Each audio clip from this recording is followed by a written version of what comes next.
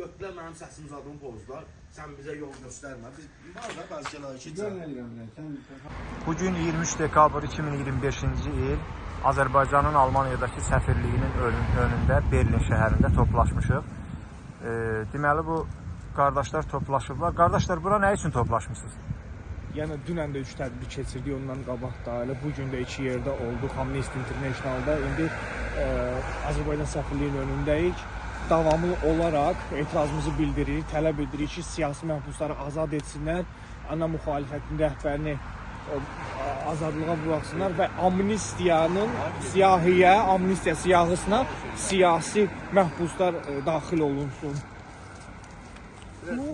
Salamlayıram millətimizi, xalqımızı. 2 gündür Almaniyanın Berlin şəhərində Xarici İşlər Nazirliyinin, Avropa Birliyinin ofisinin önündə, ABŞ ofisinin birliyinin önündə və indi də bugün də Amnesty International və bugün Azərbaycan səfirliyinin önündə miting təşkil edilmişik. Mitingin səbəbi odur ki, vətənimiz Azərbaycanda olan diktator İlham Əliyev və onun məmurların özbaşınalığının aradan qaldırılması, azad toplaşma, insan haqlarının bərpası, insanların normal yaşaması ilə bağlı, bir də şərlənərək haqqı hüququ deyən insanların həbs olunmasını aradan qaldırılması ilə bağlıdır. Bundan əlavə son zamanlar daha da sərtləşib. Ana partiya rəhbəri AXCP-nin sədri Əli Kərimli şərlənərək həbs olunub. Bundan əlavə Elbəyə Kərimli bir il bundan qabaq heykəl məhbusu adlanırdı. O heykələ Stalin yazdığına görə onu həbs eləmişdilər. Bu yaxınlarda onu türmədə Heydər Əliyevin doğum günü münasibəti ilə öldürdülər. Demək olar ki, hakimiyyətdə olanlar öldürdülər. İlham Əliyev bunu hədiyyə elədilər. Biz bunu qınayırıq. Azərbaycan səfirliyinin önündə toplaşmışıq ki, bu işə son qoyulsun, bu işlərə son qoyulsun. Bütün siyasi məhbuslara azadlıq tələb edirik. Mən Orxan Həsənli. Bu günləri Almaniyanın Berlin şəhərində Azərbaycan səfirliyinin önündə son zamanlarda Azərbaycanda kütləvi şəkildə siyasi fəalların həbsinə etiraz aksiyası keçirdik. Məqsədimiz diktaturaya son, heydərizmə son, siyasi məhbuslara azadlıq tələb edirik. Təşəkkürlər, çox sağ olun. Salam, hər vaxtınız xeyir. Bu günləri biz 23 dekabr Berlin şəhərində Azərbaycan səfirliyinin önündəyik. Bu günləri yığışmamızın səbəbi Azərbaycanda olan avtoritar rejim, diktatura rejimi, ailə rejimini sonlandırmaq üçün və Azərbaycanda olan məhbusların azadlığını tələb etmək üçün bir yerə toplaşmışıq. Biz buna nail olmaq üçün əlimizdən gələni əsirgəməyəcəyik. Sonuna qədər bir yerdə inşallah.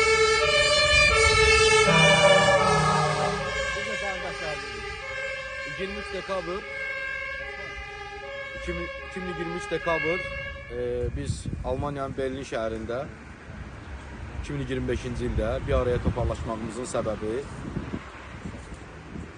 bizim yolumuzun və yaxud da ki qarşılıqlı bərabər toplumumuzun hakimiyyətimizə qarşı zulmü deyil, onlara qarşı biz şər atmırıq, onlara qarşı biz haqsızlıq eləmirik. Olunanları işıqlandırmaq üçün bugün biz bura toparlaşmışıq və onu bildirmək istəyirik ki, Azərbaycanda hazırda var olan bu qədər insanlar haqların tələb elədiyi üçün həbs olublar, jurnalistlər həbs olublar, haqsız yerə həbs olunanlar, Almaniyadan Azərbaycana geri döndüyü üçün siyasi məhbuslardan bizim eyni şəkildə Berlin konsulluğunda qarşısında, Azərbaycanın konsulluğunun qarşısında Berlində iştirak edən dostlarımız, bizimlə bir arada davacı dostlarımız bugün Azərbaycanda deportasiya olunaraq zülmə məruz qalıblar. Və mən bunu demək istəyirəm ki, lazımi yerlər, Almaniyadakı lazımi qurumlar bunu bilsinlər ki, biz Azərbaycana döndüyümüz halda bizim durumumuz, bizlərin durumları bunlardan pis olacaq. Rədd olsun qan içən, haqsız rejim. Sözümüz bu qədər. Sağ olun, hər vaxtınız xeyir əziz tamaşaçılar. 23-12 ay 2025-ci il Azərbaycan səfirliyi, Berlindəki Azərbaycan səfirliyinin qarşısında biz buraya gəlmişik ki, diktaturaya son qoyaq. Azad söz haqqı olsun. Sözlərimizin hər biri tapdalanır. Ən son AXCB sədri Əli Kərimli həbs olundu. Tofiq Yaqublu, Taleh Bağırzadə və onun qismində jurnalistlərimiz hər biri günü-gündən həbs olunur. Azərbaycanda söz azadlığı artıq qalmayıb. Yox dərəcəsindədir. İnsan ki, bir heykəl dəyəri bir insanın dəyərindən daha önəmlidir. Stalin yazısına görə 2 il bundan əvvəl Əli Kərimli həbs olunub və 2 il sonra Əli Kərimli Heydər Əliyevin ölüm dönümündə qətlə yetirdi və adını intihar qoydular. Bu intihar deyil. Bu intihar ola bilməz. Niyə bir insan telefonla nənəsi ilə danışdı burada heç bir söz deməyib intiharla barəsində və gəlirsən ki, Heydər Əliyevin il dönümü günü ölür. Biz buna görə Azərbaycan səfirliyində qarşısında insan azadlığının aciz deyil. Və bəli, Azərbaycanda hal-hazırda elədir. Buna görə də biz buradayıq, azad söz istəyirik, demokratika istəyirik. Buna görə buradayıq və aksiyalarımızda iştirak edirik. Təşəkkür edirəm.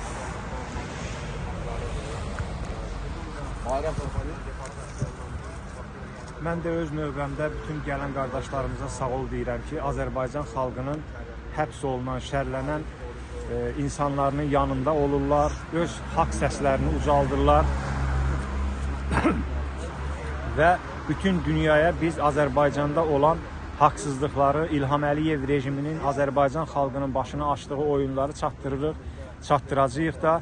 Bugün də Azərbaycan səfirliyinin önündə biz öz etirazımızı keçirdirik və həbs olunan bütün siyasi görüşlü insanların azadlığını tələb edirik və eyni zamanda biz bu tələbi həm Azərbaycan hakimiyyətindən eləyirik, həm də Avropada və bütün dünyada insan haqları adından danışan bütün qurumlardan bunu tələb edirik.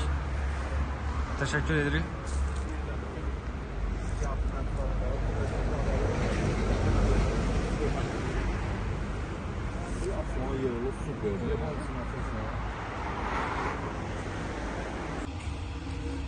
Salam beyler.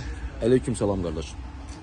Bu siyasi repressiyalar haqqında nə deyə bilərsiniz? Ümumiyyətlə məqsədiniz burada olmağın məqsədi Gözəl nə? qardaş, çox gözəl bir mövzuya toxundunuz.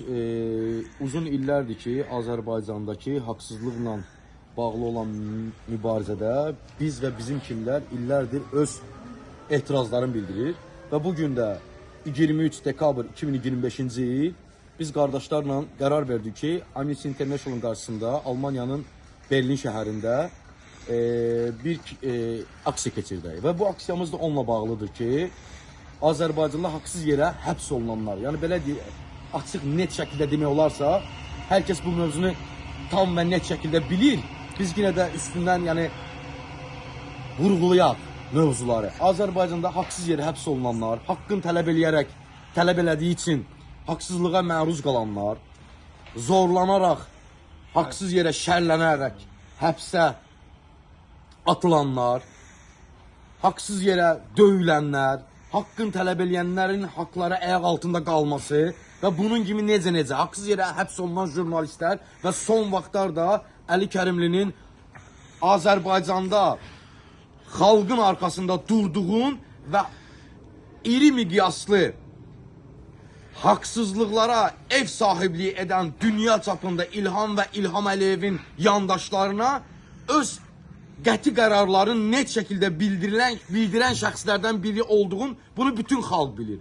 Və biz də son zamanlarda bunu bilirdik ki, Azərbaycandakı bütün jurnalistlər haqsız yerə həbs olunur və Azərbaycandan Avropanın və yaxud da ki, dünyanın başqa bir ölkələrindən siyasi mühacir kimi gedənlər, onların içi biz qarışıq, dostlarımız qarışıq, siyasi mühacirliyi qəbul olmadığı şərtlər altında vətənə geri döndüklərində zorakılığa məruz qalırlar, həbslə cəzalandırırlar, döyülürlər və çox yaxın bir zamanda bu ayın içində, yəni 2023-2025 dekabr, yəni bu ay bir siyasi məhbus Azərbaycanda həbsdə öldürüldü. Və biz bunu gəlmiş olduğumuz dövlətdə də bildiririk ki, biz əgər Azərbaycana dönəriksə, bizi də bunlardan yəni yaxşı bir şey gözləmir. Bunların düşdüyü vəziyyətdən daha da pisinə biz düşəcəyik. Və bununla bağlı biz etirazlarımızı bildiririk. Həm həbsdə olanlarla bağlı, həm də ki hazırda mühacirət həyatı sürənlərin gələcəkləri təhlükə və təhdid altındadır. Sözüm bu qədər. Sağ olun. Buyurun bəy, siz o haqda nə deyə bilərsiniz yəni buradan? Bugünkü mitingdə məqsədimiz dostlarla miting təşkil etmişik. Beynəlxalq təşkilatların Amnesty International qarşısında. Məqsədimiz odur ki, vətənimiz Azərbaycanda diktator İlham Əliyev və onun quldur məmurlarının millətimizə, xüsusən də siyasi fəallara, onların İlham Əliyev və onun məmurlarının haqsızlıqların, qanunsuzluqların, hüquqsuzluqların dilə gətirən siyasi fəalların, jurnalistlərin şərlənərək həbs olunmasını burada işıqlandıraq. İlham Əliyevin günü-gündən azğınlıq təşkil edən bu qanunsuzluqların, hüquqsuzluqların burada işıqlandıraq və ona dur deyək. Bundan əlavə də günü-gündən İlham Əliyevin belə qanunsuzluqları, hüquqsuzluqları artır, azğınlaşırlar. Son məqamlar onu göstərdi ki, ana partiyalardan biri olan Xalq Cəbhəsinin sədri, rəhbəri Əli Kərimlini də şərləyərək həbs etdilər və bir il bundan qabaq siyasi fəal Elbəyi Kərimli güya ki Heydər Əliyevin üstünə Stalin yazıb deyə onu narkotiklə şərləyib həbs etdilər. Heydər Əliyevin bu il doğum günündə də onu türmədə işgəncə verərək öldürdülər. Məqsədimiz belə şeyləri işıqlandırmaqdır. Almaniyada, yaşadığımız Almaniya dövlətində lazımi qurumlara səsləndirmək, fikrimizi çatdırmaqdır ki, baxın, görün ki, İlham Əliyev necə haqsızlıqlar, necə hüquqsuzluqlar edir. Neft-qaz Qızıl ölkəsində insanların, haqların məhdudlaşdırır, məhkəmələr sifarişlə, qanun sifarişlə, kim İlham Əliyev onun məmurlarının sözünə qulaq asmır, onları şərləyib həbs edirlər. Buna misalda 500-dən yuxarı siyasi məhbus hal-hazırda jurnalistlər olmaqla, 100-dən artıq jurnalist olmaqla işgəncə görür türmələrdə. Bizim də məqsədimiz dostlarla burada ondan ibarət ki, həm bunları işıqlandıraq, İlham Əliyevin bu cür azğınlığına, bu cür qanunsuzluqlarına dur deyək, lazımi qurumlara çatdıraq, o qurumlar vasitəsilə bu haqsızlıqları, hüquqsuzluqları dayandırmağa nail olaq və bir də əgər necə ki bizim silahdaşlarımız Malik Orucov, Samir Aşırov, Mütəllim Oruz, Pürhan Kərimli və digərləri necə buradan deport olub, gedib həbs olublar, işgəncə görüblər. Bugün bu İlham Əliyevin qanunsuzluqlarını, hüquqsuzluqlarını biz dilə gətirib Avropada səsləndirdiyimiz üçün əgər biz də deport edərlərsə, Azərbaycana bizi yollayarlarsa, bizi də o aqibət gözləyir. Buradan beynəlxalq qurumlardan xahişimiz, ricamız odur ki, haqlı şəkildə baxsınlar və buna göz yummasınlar. İlham Əliyevin Havyar, Kürü diplomatiyası, neft-qaz diplomatiyasına görə bütün bunlara göz yummasınlar. İlham Əliyevə bir dur desinlər. Yəni bizim də işimizə haqlı olaraq baxsınlar. Təşəkkür edirəm. Sizdə belə bir faktlar varmı bəylər ki, buradan deport olunmuş milli fəallardan, bizim təşkilatdan kimisi orada repressiya ediblər Azərbaycanda? Bəli, bəli. Buyurun bəy. Bəli, Orxan Həsənli. Çox gözəl vurguladınız. 2021-ci ildə mənlə bir vaxtlar yan-yana etiraz aksiyalarında iştirak edən Malik Rızayev, Mütəllim Oruz, Samir Aşurov, Pünhan Kərimli Almaniyadan deportasiya olunandan sonra Azərbaycan hakimiyyətinin həmişəki kimi şər, böhtan, yalan, cinayət məzələləri ilə həbs olundu. Biri narkotiklə, biri soyuq silahla. Yəni, halbuki Malik Rızayev siqaret belə çəkməyən adam narkotiklə şərlənərək həbs olundu. Samir Aşurov soyuq silahla. Yəni, belə hadisələr çoxdur Azərbaycanda. Amma həqiqətən də sənədli, sübutlu faktlarla bu adım çəkdiyim şəxslər təsdiq olunub ki, həqiqətən də bunlar Azərbaycan hakimiyyəti tərəfindən həqiqətən də şərləniblər. Nə üçün şərləniblər? Onlar Almaniyada etiraz aksiyalarında iştirak elədikləri üçün, İlham Əliyevin bu diktatura rejimi sərt tənqid elədikləri üçün Azərbaycan hakimiyyəti tərəfindən haqsız yerə olaraq cəzalandırılıblar. Və onların ailələri də bu günləri repressiyalara məruz qalırlar. Tək onların deyil. Azərbaycanda 500-də yaxın siyasi məhbus var. Onların ailələri də bu günləri repressiyalara məruz qalırlar. Bu bütün Azərbaycan onun bilir və biz də bu günləri onun üçün bura toplaşmışıq və davamlı olaraq da bu etiraz aksiyalarımız davam edəcək. Məqsədimiz yalnız birdir. Azərbaycanda demokratiya olsun, insan hüquqları qorunsun, azad şəkildə biz öz sözümüzü deyə bilək. Bir Stalin kəlməsini yazmaqla 22 yaşlı gəncin həyatına son qoymaq nə deməkdir? Yəni, nə vaxta qədər biz susturulacağıq, nə vaxta qədər biz qorxu içində yaşayacağıq. Ona görə bu günləri buraya toplaşan yoldaşlarımıza da minnətdarlıq bildirirəm ki, bu günlər bizi tək qoymayıblar burada. Bu etiraz aksiyalarımız davam edəcək. Xalqımızdan da dəstək istəyirik ki, ən azından bizim paylaşımlarımızı bəyənin, paylaşın. Bu köməkliyi anlayıram. Azərbaycanda yaşayan Azərbaycanlıların bir çoxu qorxur. Haqlı səbəblərdən də qorxan var, amma gəlin bir olaq, qorxmayaq. Nə qədər ki biz susacağıq, bir o qədər də bu hakimiyyət bizim əzəcək. Ona görə hamımızı bir olmağa, bir sözü deməyə dəvət edirəm. Təşəkkür edirəm. Təşəkkür Çox sağ edirəm. olun. Bunu da vurğulamaq istəyirəm Orxan bəy ki, burada Azərbaycana deport olunmuş, repressiya olunmuş uşaqlara da dəfələrlə yardımlar edir bizim DAS təşkilatımız. Yəni o dərəcədə durumları pisdir. Azərbaycanda hər kəs bilir ki, cəza çəkmə müəssisələri bu gün də tək cəza çəkmə müəssisələri bütün dövlət orqanları rüşvətlə idarə olunur. Yəni həbsxanaya hər hansısa bir valideyn öz və yaxud həyat yoldaşı, övladı gedirsə öz əzizin ziyarət eləməyə, görməyə, təbii ki, heç kim bunu dana bilməz. Həbsxananın girişindən ta ki, öz əzizi görənə qədər rüşvət alırlar səndən, rüşvət verməsən, sən öz əzizi belə görə bilmirsən. Yəni, bu rüşvətsiz mümkün deyil Azərbaycanda. Bəli, çox acınacaqlıdır durumlar. Buyurun, siz bu haqda nə deyə bilərsiniz? Deport haqqı Azərbaycanları deport edirlər buradan. Oturum vermirlər illərdir milli fəallara. Deport haqqında bir çox şeylə qardaş bütün hamısını vurğuladılar. Deportun Azərbaycan hakimiyyəti elə bir vəziyyət yaradıb ki, ona pis deyən, onu qarşısına alan hər bir kəsi istəyir ki, sıradan çıxartsın. Ona görə də bacardığı qədər burada bəzilərinə təzyiq olunur, bəziləri öldürülübdür, bıçaqlananlar var, güllələnlər var. Bəziləri, məsəl üçün, burada tərcüməçilərin səhv tərcüməsindən mi deyim, özü dövlətə işləyən tərcüməçilərlə mi deyim, və yaxud advokatlarla və yaxud qurumlarda neçə nəfərlər oldu ki, Avropa Birliyində belə adamlar dövlətə, Azərbaycana rüşvətinlə işləyib, buradakı insanları geri qaytarılsın deyə, orada da onlar cəzalandırıb, onların həbs olunsun deyə işgəncələrə məruz qoyurlar, repressiyalara məruz qoyurlar. Yəni, bu məlum çox bir insanlar var, qardaş bayaqlar dedi, Orucdur, Mütəllimdir, Samirdir və bir çoxları var ki, adlarını çəkmək istəmirəm, onlar tutulandan sonra buraxıldılar. Ona görə Azərbaycan, biz burada yığışmağımızın səbəbi Azərbaycan dövlətinə qarşı deyil, Azərbaycan xalqına qarşı deyil, Azərbaycan hakimiyyətinə qarşıdır. Azərbaycan hakimiyyəti elə bir qurum, elə bir sistem qurub ki, Azərbaycan xalqını qapalı bir vəziyyətdə qorxu içində saxlayır.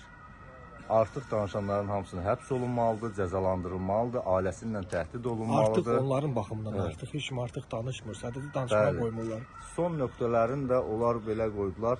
Xalq cəbhəsinin cavan bir nümayəndəsini, atası olmayan, anası olmayan, nanəsinin öhdəliyində böyüyən 22 yaşında bir cavanı Elbəy Kərimov içəridə o qədər əziyyət, əzab verdilər ki, o öldürdülər. Ondan sonra da Xalq Cəbhəsinin rəhbərini həbs etdilər. Yəni, bu demək istəyir ki, bunu demək istəyir ki, yəni ki, sizin bir dənə müxalifətiniz var idi, inandığınız, onu da ləğv elədim. İndən sonra heç kiminiz yoxdur. Yəni, əl çəkin, mən nə deyəcəm, onu da eləyin, oturun yerinizdə. Bunun da ki, bütün hamısı polisin əlindən, insanlar polisə güvənməkdən, polisi görəndə qaçırlar. polisdən qaçırlar ki, nədənlər ki, məndən uzaq olsun. Amma başqa bir yerdə biz polisi görəndə polis durub bizi qoruyur. Polis xalqı qorumalıdır. Polis amma xalq polisdən qorxmamalıdır. Bu hakimiyyət bu millətin sonunu gətirməyə çalışır. Gətirib də. Yəni ki, bizə dəstək olmağımız, biz xalqa dəstək olmalıyıq, xalq da bizə dəstək olmalıdır ki, bu repressiyalar, bu hamısı son verilməlidir. Jurnalistlər, sözü düzgün deyənlər, haqqı deyənlər hamısı həbs olunur.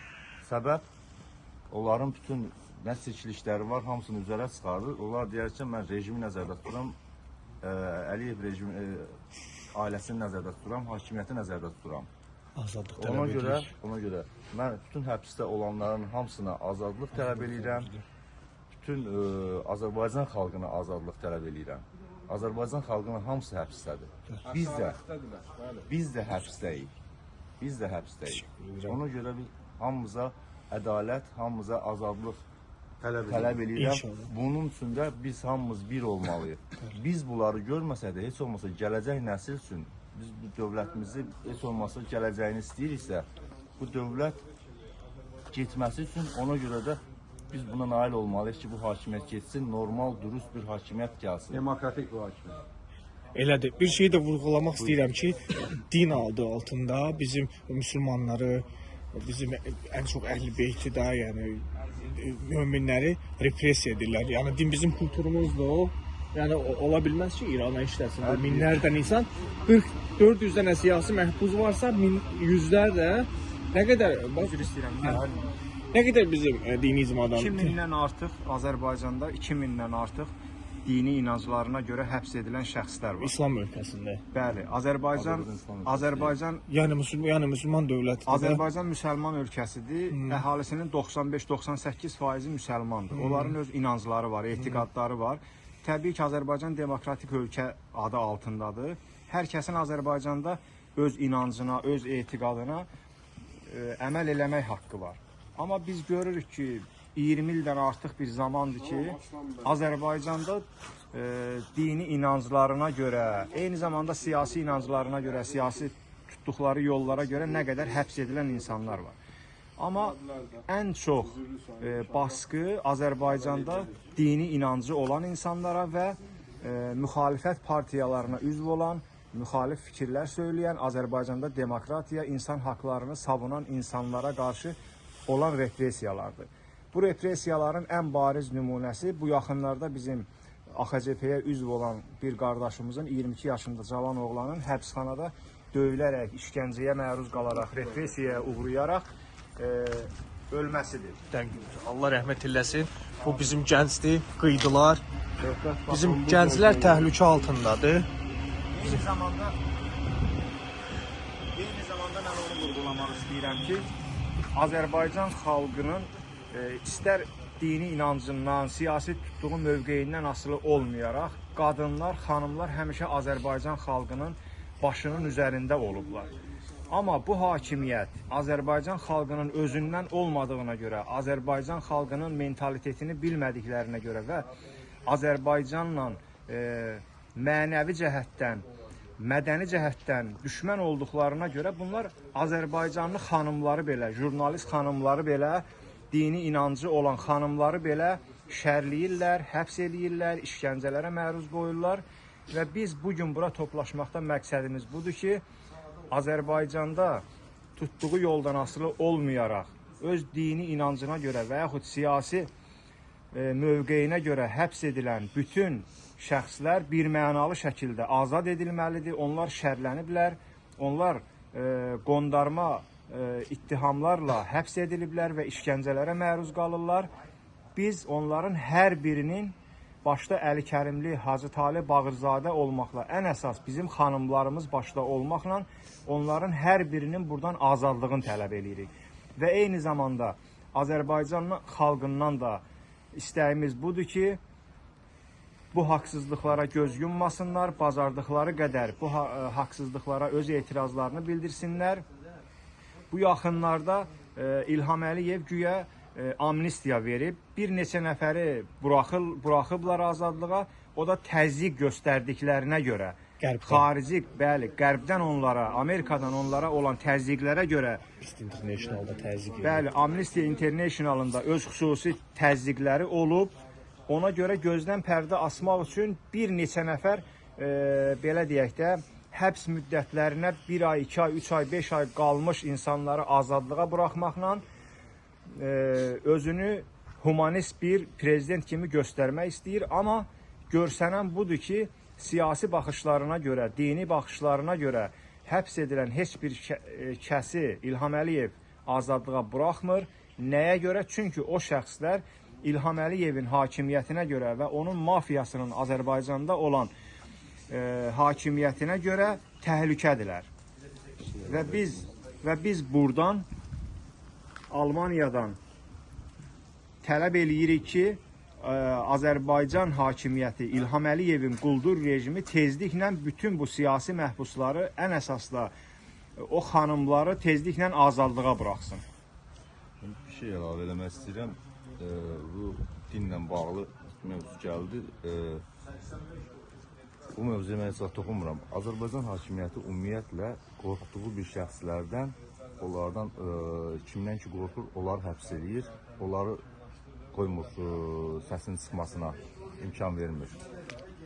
Din məsələsinə gəlincə, din məsələ hər bir kəsin demokratiya nədir, azadlıq nədir? Hər kəs azad, demokratik olaraq öz fikrini, öz istədiyi həyatı yaşamalıdır. Qanunsuzluq bir şey varsa, o zaman həbs eləyə bilərsən. Amma şəhərlənərək, yəni böhtan ataraq insanları həbs eləmək, yəni bu qədər İrana işləmək olmaz. Sabahları o birisi olacaqdır, nə bilim, Nursu var, nə bilim, Əhl-i Sünnəsi var, Şiəsi var. Bunlarla bütün milləti, bütün hamısını zəbt eləmək, qorxu içində yaşatmaq, o heç bir real Hər bir dəfə də şey yeni deyil. bahanə var. Fethullahçılar, PKK-çılar, o da Türkiyəyə aiddir, bura soxdular. Hər bir yerdə var, o əllərində kozur saxlayırlar, onu Bir də istədikləri əlavə kimi. edeyim, əgər İranın bir adamını burada repressiya etsəydi Azərbaycanla da iqtidar tufan düşərdi. Yəni o gücü yoxdur ki, İranın kiminsə adamına belə deyək də, nəsə edə bilsin. Öz insanlarına qarşı edə bilir. İrana dəyə bilməz. Azərbaycan hakimiyyəti qorxduğu və saydığı adamları, məsələn, onları nəzərə alır. Saydığı adamlar da kimdir? Trumpdır.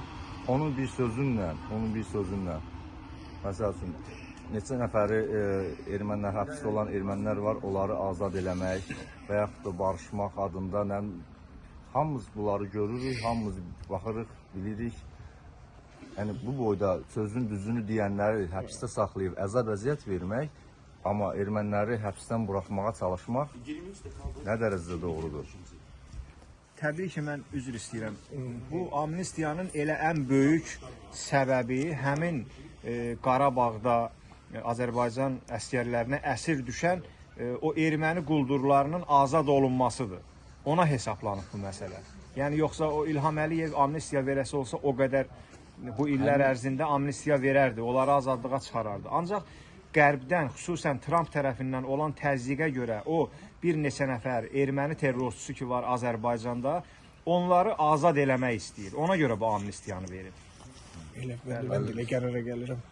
Bu bizim gənc nümayəndəmizdir deyək, təşkilatımızın aktivizidir. Ne deyə bilərsən yəni bu haqda? İlk öncə bunu push edilən fikirləşsən. Burada Azərbaycanlara oturum vermirlər, göndərirlər. Bax o haqda nə deyə bilərsən? Fikrin varmı bir gənc kimi? Təəssüf ki, elə bir şeylər baş verir, bəli. Çox Orxan bəy həqiqətən hər birisini sayladı, adlarını falan. Hər birinə də təşəkkür edirəm. Biz də təhlükə altındayıq da, sən, Bəli, uşaqlar yoxmu? əlbəttə ki, hər birimiz bunlar təhlükəsinin altının içindəyik. Buradakı azad sözü açıq şəkildə vurğuladığımız üçün. Orxan bəy sədaladı kimlərimiz hardadır. Buradan siqaret çəkməyən insanı nəşəxor adıyla tutturub içəri basan bir prezidentdən söhbət gedir. Onun əmri ilə bunlar olmuş. Bunların hamısı baş verənlər. Və bir söz də demək istəyirəm, Azərbaycanda 2 dənə şeydən daha çox insan olur. Bir narkotikdir, bir də qaçaqmalçılıq. Jurnalistlərimizin bu dəqiqə içəridə olma səbəbləri 30 jurnalist, 9-u qadın olmaqla bunların hamısı qaçaqmalçılıq olub və hər biri də çox gözəl açıqlamalar verib və həqiqətən bu bir oyundur. Yəni həqiqətən oyundur.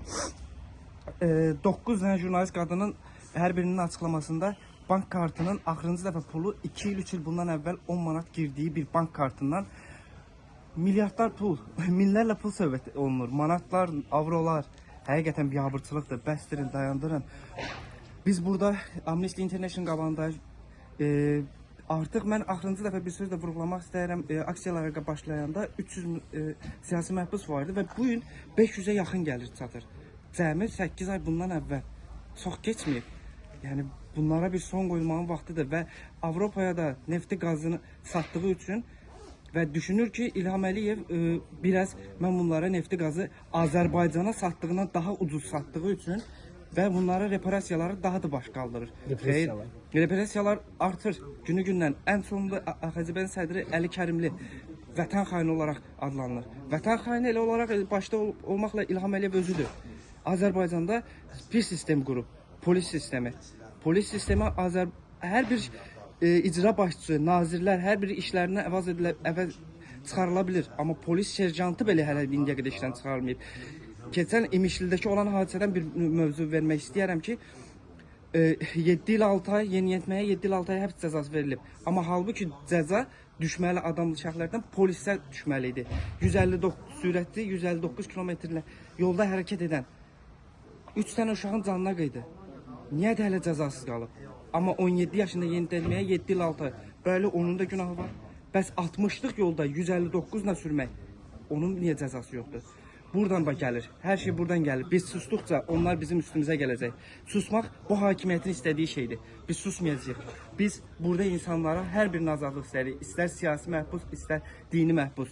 Biz Talib Bağırzadəyə, Tofiq Yaqublu, Əli Kərimli və AXCB-nin üzvü olan Əlibəy Kərimliyə, hətta 2 il bundan əvvəl bir heykəlin dəyəri daha çoxdur belə çıxır Azərbaycanda ki, insan həyatı yox. İnsan həyatı həqiqətən çox ucuzlaşıb təəssüflər ki, Azərbaycanda. Və biz burada Amnesty International qalında insan həyatına, hüquqlarına önəm verən binanın qarşısındayıq. Buradakı bu insanların haqqını istəyirik. Biz dayanmayacağıq, sonuna qədər mübarizə aparacağıq. Biz DAS təşkilatı olaraq buradayıq, amma heç birinə baxmayaraq fərqi yoxdur dini, fərqi yoxdur sözündən, aslından, olduğu mövqeydən. Biz hər biri üçün azadlıq istəyirik burada. Təşəkkür edirəm. Təşəkkür edirəm əziz qardaşım. Bəli, bax ki, gənclərimiz ürəyi yanır Azərbaycan üçün. İşi gücü atıb, soyuqda, nə bilim, özü təhlükəyə atıb belə mitinqlərə çıxırıq. Neyiniyək? Əsas o da özümüzü qoruyaq, deport olmasın, bir-birimizə dəstək olaq. Demokratiya uğrunda da gələcək sizindir, bəli, Azərbaycanda. Kim mübarizə aparır Azərbaycan uğrunda? Bizimdir. Kim mübarizə aparır, o gələcək. Kimsə başqası yox. Sənin haqqın var gələcəkdə Azərbaycanda nəsə etmək. Ya, eləcə bunu demək istəyirdim. Aslan bəy, sizin fikirlərinizi almaq istəyərdim. Mənim fikrim odur ki, Alman dövləti Azərbaycanda olan durumlar barədə qeyri-ciddi yanaşır. Azərbaycandan təhlükə altındadır həqiqətən də. Belə bir şey heç yerdə görməmişəm ki, insanları deport etsinlər, orada da repressiya olsun, yəni Azərbaycanlar burada, milli fəallar. Yəni ki, bir sözlə, Almaniya hökumətində bu qədər demokratik ölkədə bunlar narkotikdən heç nə ilə tutulmasınlar, heç nə şey eləməsinlər, amma Azərbaycana getsinlər, narkotiklə tutulsunlar. Mən bu Almaniyanın bu hərəkətini başa düşmürəm, heç dünya da başa düşmür. Bizim belə çıxırıq tez-tez mitinqlərə, ən aktiv təşkilatdır da, demək olar ki, bizim təşkilat. Belə mitinqlərə çıxırıq, faydası da var da, beynəlxalq hüquq qorucu təşkilatlar təzyiq edir Azərbaycan rejiminə, belə amnistiyalar da olur. Yəni ona görə biz davamlı bunu davam etməliyik, bu fəaliyyətimizi göstərməliyik. Azərbaycan xalqı da bizə dəstək olmalıdır. Milli fəallara, ümumiyyətlə fərqi yox, hansı təşkilatı olur olsun, hansı partiyalar olsun, Xalq Cəbhəsi, Musavad, Müqavimət Hərəkəti, Milli Hərəkatçılar Birliyi, Xalq Parlamenti, başqa partiyalar, fərqi yoxdur. Partiyalar, yəni belə siyasi qüvvələr, belə söyüşənlər, avaralar, zadlar yox yəni.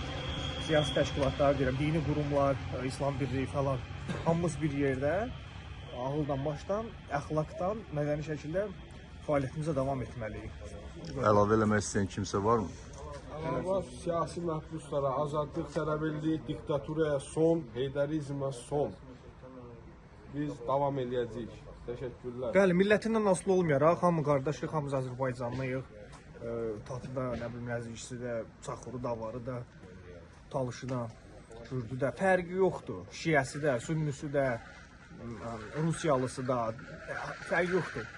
Biz birik, bizdə millət içində, xalq içində bir-birimizə qarşı şəxsi qərəzlik yoxdur. Bunu qoruyaq inşallah və bir yerdə təzyiq edək Azərbaycan iqtidarına ki, azadlıq olsun, demokratiya olsun dövlətdə. Mən bir İnşallah. şey də vurğulamaq istəyirəm. Azərbaycan xalqının müsbət tərəflərindən biri də budur ki, bəli, qardaş düz vurğuladı. Azərbaycanda onlarla bəlkə millətlər yaşayır. Müxtəlif inanclarda, müxtəlif millətlərdən olan insanlar yaşayır. Bu Heydər Əliyev və İlham Əliyev hakimiyyətə gələndən sonra Azərbaycanda təfriqə saldılar. Oradan Talışı ayağa qaldırmaq istəyirlər, buradan Ləzgini qıcıqlandırırlar, oradan Şiəni, bu tərəfdən Sünnini, Vəhabi terrorçularını da gətirib bir tərəfdən salıblar Azərbaycana. Bütün bunlar hamısı hakimiyyət tərəfindən ona hesablanır ki, bu inanclar, bu mədəniyyətlər hamısı bir-birinə qarşı vuruşsunlar, bir-biri ilə mübarizə aparsınlar. Əsl ölkəni çapan, talayan, məhv eləyən Əliyev rejimi qıraqda qalsın və öz istədiyini eləyə bilsin. Ömrü uzansın. Bu parçala yer rejimi gedir də. Bəli, parçala hökmsür siyasət. Parçalamasa bu Rusiyanın siyasətidir. Nətər ki, Sovet hökumətini hamısını parçalayıb, qonşularının bütün hamısı bir-birindən düşmən olduğu kimi Gürcü ilə Afxazıdır, Çeçen ilə Ləzgisidir, Erməni ilə Azərbaycanıdır, nə bilim Qazaxıstanıdır. Hamısını bir-birindən düşmən elədiyi kimi indi də Azərbaycanın içində hamısını onun bir-birinə qaldırır. Sünni ilə Şiəsini, nə bilim Talışla o birisini, Ləzgi ilə bu birisini, hamısını bir-birinə qaldırır. O formada da partiyanın içində. Amma alınmır da, alınmır onu da deyək. Bizim məsələn içimizdə də içimizdə o qədər məsəl üçün gəlirlər burada parçalamağa çalışan o qədər məsələn internetdə də var. Qurumlar var, nə bilim medialar var ki, hamısı məsələn dövlət üçün çalışsalar da belə bildirmirlər. Bəli, mən Bildirmirlər, amma ikiyüzlülük eləyirlər. Yəni ki, dövlətin bu siyasətidir. Parçala ye. İdarə et, parçala Ona idarə görə də et. millət hər bir şeyə inanmamalıdır. onu vurğulamaq istəyirdim.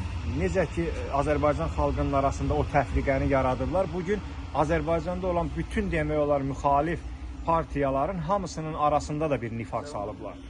AXCP ilə Müsavat arasında, Müsavatla o biriləri arasında, dini, belə deyək də, Müsəlman Birliyi Hərəkatı ilə o birilərinin arasında bütün nə qədər ki, müxalif fikirli təşkilatlar, qurumlar var, baxırsan ki, bunların hamısının arasında bir problem yaşanır. Bunun da ən böyük səbəbkarı, baiskarı İlham Əliyev rejimidir. Və mən buradan bütün nə qədər Azərbaycanda və xaricdə olan müxalif fikirli insanlar var, onlara səslənirəm ki, bu fitnələrə uymayın. Bir olmaq lazımdır. Bugün Azərbaycan xalqının ən böyük düşməni İlham Əliyev rejimidir. Vəssalam. Hər hansı bir müxalif partiyada istəyir az fəaliyyəti olsun, çox olsun, hər nə qədər bacarır, o qədər mübarizə aparır. Ona görə də bir-birimizə dəstək olmalıyıq, bir-birimizin yanında olmalıyıq və bizim düşmənimiz birdir. O bir olan düşmənə qarşı biz də bir olub bir yerdə mübarizə aparmalıyıq və bu fitnələrə uymamalıyıq.